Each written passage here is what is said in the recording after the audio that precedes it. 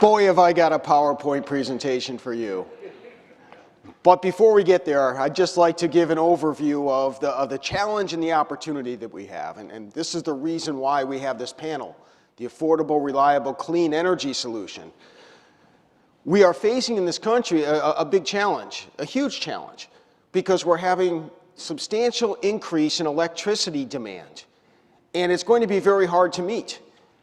And it's not going away. Estimates, I'll show you the slides and the data in just a moment, but 15 to 30% increase in demand, conservative guesses in just the next 5 years. That is a huge amount of demand. And look, we're building out the grid.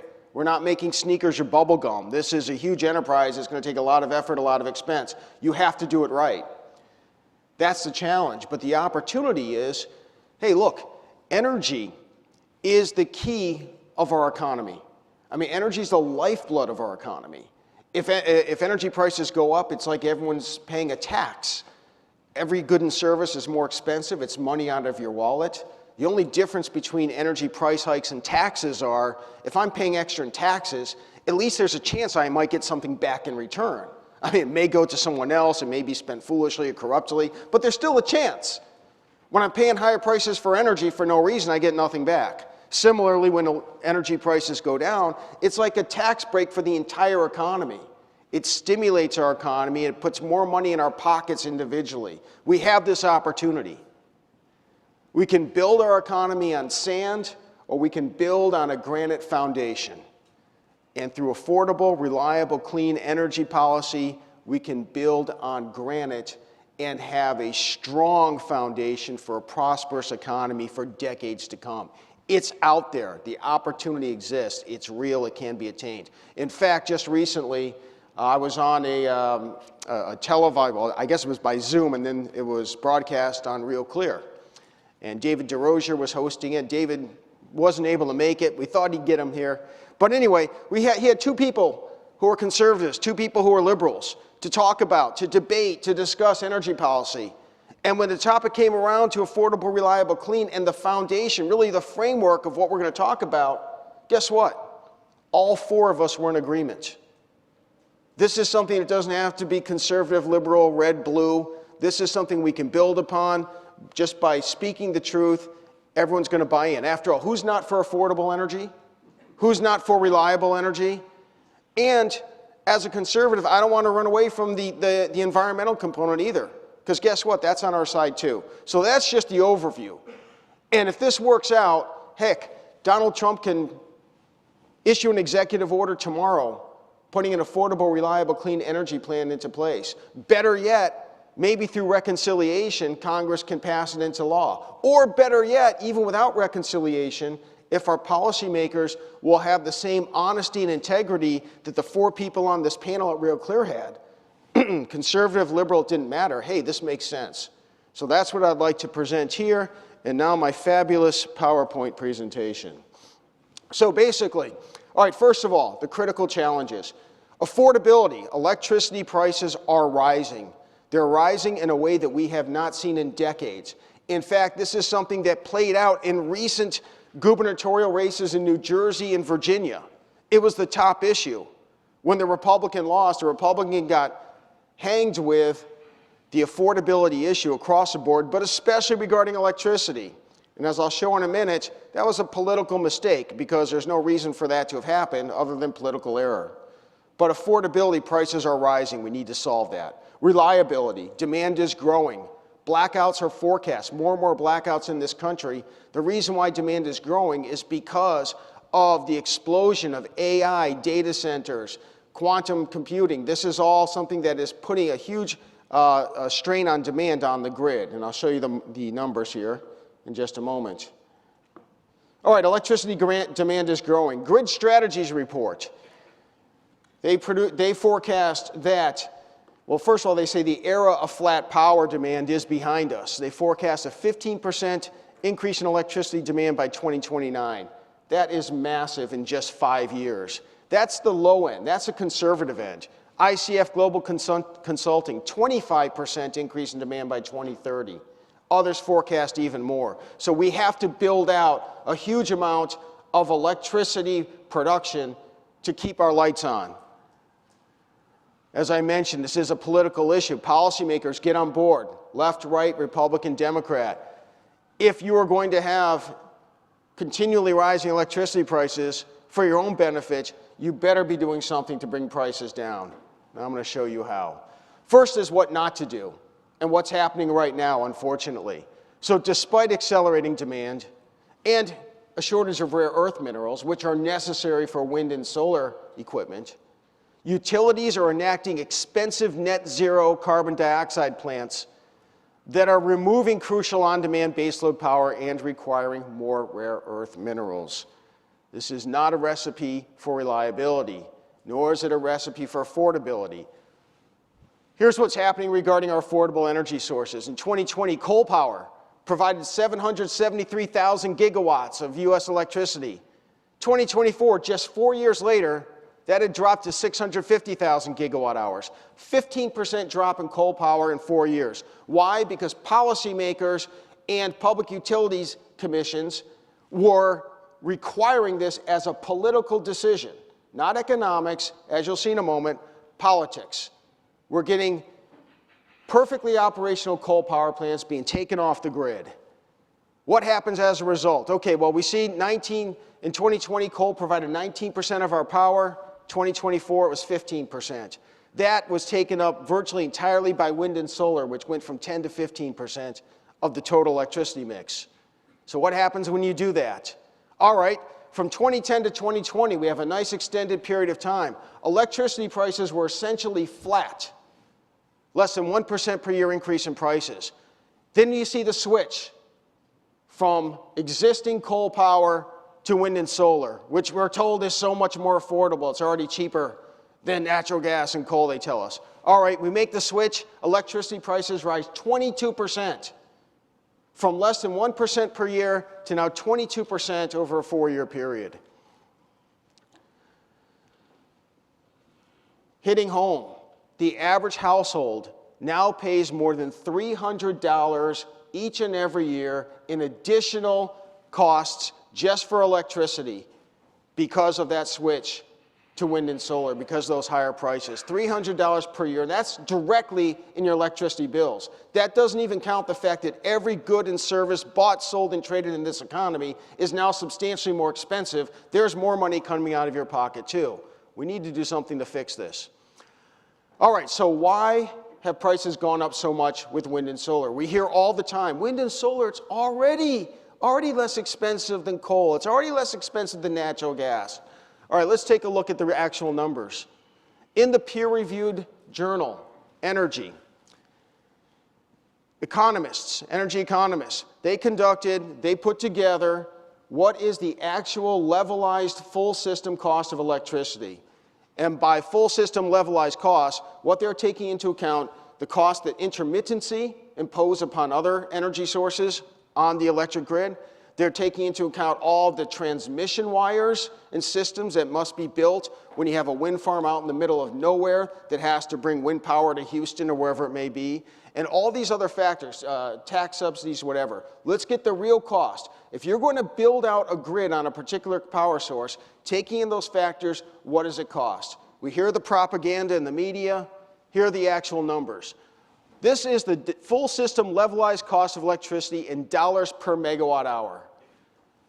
If you build out your grid on natural gas, then you're looking at costs of $40 per megawatt hour.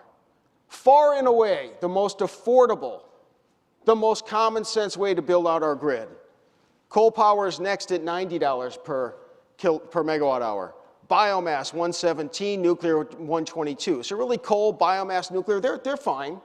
I mean, you don't want to tear them down to build something new like we're doing for wind and solar, but if we are building new, natural gas is the way to go. It's the gold standard. Look at wind and solar. Wind power per kilowatt hour, more than 7 times as expensive as natural gas. If we were to build out a grid on natural gas and you were to have a $100 a month electricity bill, you build it out in wind power instead, it's $700 a month. Solar power, more than 10 times the price of natural gas. It's even worse than that. Those numbers, by the way, those economists, what they did is they looked at the price of wind and solar in Texas, primarily West Texas. Let me tell you about wind and solar in West Texas. It doesn't get any better or doesn't get any least bad for wind and solar production than Texas. It's southerly in latitude, it's generally sunny, it's quite breezy. That's in the ideal circumstances for wind and solar power. Now, if we're comparing this to New Jersey, to Michigan, or anywhere else, it gets even worse. My friends in Europe, who I hope and I believe are going to start importing American LNG, liquefied natural gas, look at these numbers. First of all, your wind and solar costs, which is all the craze there politically, they're going to be much higher in Northern Europe than they are in Texas.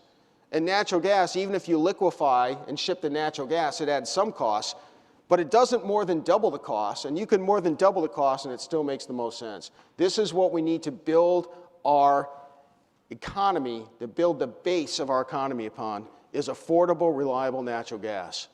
There you have in bar graphs the comparison. Natural gas, coal, biomass, nuclear. Again, all are fine. Natural gas, a gold standard. Wind and solar, ridiculous. And I often hear, well, we need all of the above. And that's what sometimes I'll hear from my folks who are the wind and solar advocates, because they can't counter those numbers. Well, but we need all of the above. Let me tell you something. When I got here to this hotel, the Hotel Washington, great place, the first thing I did is I walked down the street 2 blocks to CVS. Why? So that I could buy myself 6 16-ounce bottles of Diet Coke. Why did I do that? If I'm buying them in the hotel, I'm paying, I don't know, probably $7 a can. That's the case in many hotels I stay at. $7 a can in the hotel, or $2.50 walking down the street at CVS. Now, if I were to get in an Uber and go out into the suburbs, I can buy that same bottle of Diet Coke for now about $1.50 a piece. And if I were able to take this on the airplane, back at my home outside Tampa, Florida, at my Publix, where I'm getting buy 2, get 2 free, I could be spending about 60 cents on them. If I'm planning out my Diet Coke budget, I don't want to do all of the above. I don't want to have two bottles from my hotel, 2 bottles from the inner city CVS. I'm going where it's least expensive. It doesn't matter whether these lights are powered by coal, nuclear, natural gas, or anything else, as long as the lights turn on. We don't want all of the above. We want those that make the most sense. All of the above should have every opportunity to compete for affordability, for reliability, and these are the champions right now. Maybe that'll change someday, but we don't want all the above. We want the best of the above. In your goodie bags here when you arrived at this conference, you had a copy of Affordable, Reliable, and Clean, an objective scorecard to assess competing energy sources. So I'm going to give you some of the data right there that you can see, and that hopefully our policymakers will see, the general public will see, the media will see. This is the information that brought Democrats and Republicans together in our Real Clear discussion. Affordability, as I just mentioned and just showed to you, natural gas, by far, is the most affordable energy source. So we gave the numbers, the objective numbers, and then we gave a score, 1 to 10. The lower the score, the better. So assessing the cost for affordability, natural gas is a 1, coal and hydro are 2, pretty close. Natural gas still obviously the gold standard, nuclear, biomass, wind, and solar.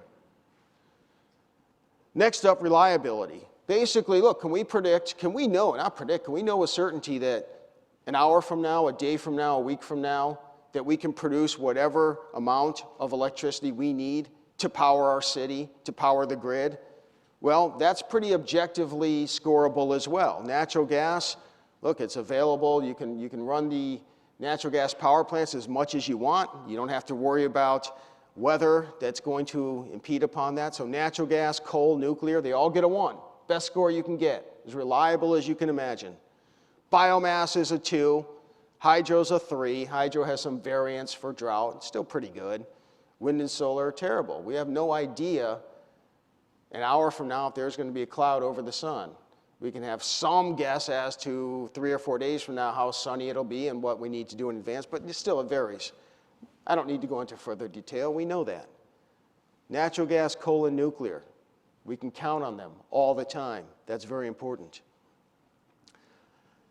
Another threat regarding reliability is not just the variability of weather, but look, we get most of our equipment and the minerals that go into the wind and solar equipment are mines refined and manufactured in China.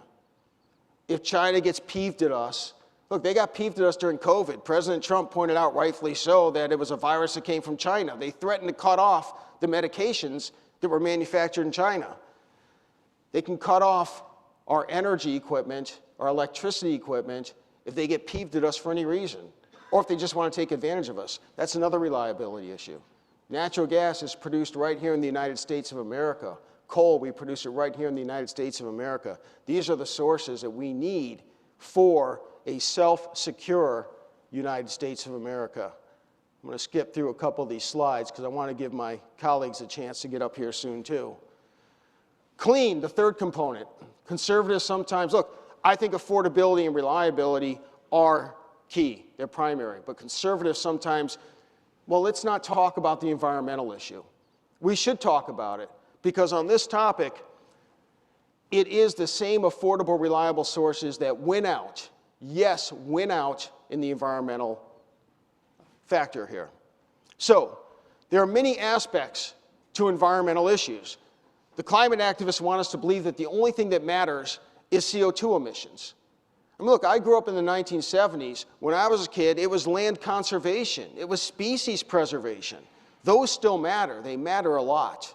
Here at this conference, we know, we've learned that we're not facing a climate crisis. Even if we're concerned, let's look at the full spectrum of environmental issues and see how they compare. Okay, first of all, emissions. So what we have here, nuclear power, hydropower, wind power, solar power, they do not directly produce emissions. We could certainly make the case that in the production of that equipment, a lot more emissions are emitted than even the actual utilization of them, but nevertheless. Natural gas comes in at a 2. Natural gas, you cut coal emissions for CO2 by 50% roughly. For most other pollutants, you cut them down 80, 90%. Coal and biomass score to 7. So all right, if we're just looking at emissions, yeah, wind and solar score pretty well as others. But there's much more. So land conservation. How much land do you need to clear? How many forests do you need to cut down? How many open spaces do you need to fill up with site blight for energy production? Well, for natural gas, that scores the best of all. It doesn't take much land use, necessity, utilization for a natural gas power plant. Drilling for natural gas, you can produce quite a bit of natural gas on just a small plot of land. Very small disruption. Hydro scores a 2, nuclear a 2, coal a 4, biomass a 4. Solar and wind are the worst. In wind power, you need approximately 300 square miles. 300 square miles of wind turbines to generate the same amount of electricity as a natural gas power plant. 300 square miles. Professors at Harvard University, who, by the way, would like to see us take climate action, they calculated how many wind turbines do we need to run the grid on wind power? They said we need to cover literally 1/3 of the entire United States of America with wind turbines to do that. And if we require an electrification of transportation, that goes up to a half. Natural gas, especially also hydro and nuclear, very limited conservation disruption. Next up, species kills. Birds and bats are slaughtered literally by the millions in this country due to wind turbines. Solar panels also have tremendous disruption and impact on species. The direct kills, natural gas again scores best. Nuclear, coal, hydro, very good as well. Finally, water and soil pollution. Natural gas scores best. Hydro 2, nuclear 2, coal 4, biomass 4, solar, wind at 7. Look, I don't care. I don't get any money from any of these industries, and I don't care about that even if I did. What matters is the truth. The truth of the matter is it's the conventional energy sources that are not just the most affordable and reliable, but are best for the environment. So the environmental score, the clean score, in totality, what you see is adding up the numbers from the various components, natural gas 4, nuclear 5, hydro 7, the rest score much worse. Natural gas and nuclear, hydro, they're the way to go. And then not just the environment, but now total, affordable, reliable, and clean. Here's how, right now, we should be building our grid. Here's how we build on a foundation of granite. Natural gas, to the extent we're building out new power, followed by nuclear, followed by hydro, followed by coal. Those next 3 are all pretty much interchangeable. certainly wind and solar power are going to bring our economy down.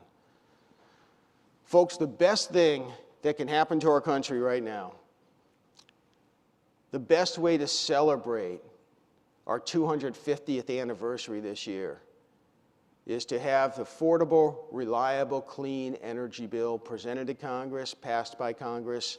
This would be a tremendous birthday present. If it's an executive order, Donald Trump's birthday present to America. But hey, I'm egalitarian. I think Congress can get on the act too. They can also provide such a tremendous birthday present to America. The fact of the matter is, to make our economy strong, to raise our living standards, and to bring in the security, the energy and economic security that our country needs, we need affordable, reliable, clean energy policy. And this study and this data, that's the way to go. So thank you very much. Turn it over to the next speaker.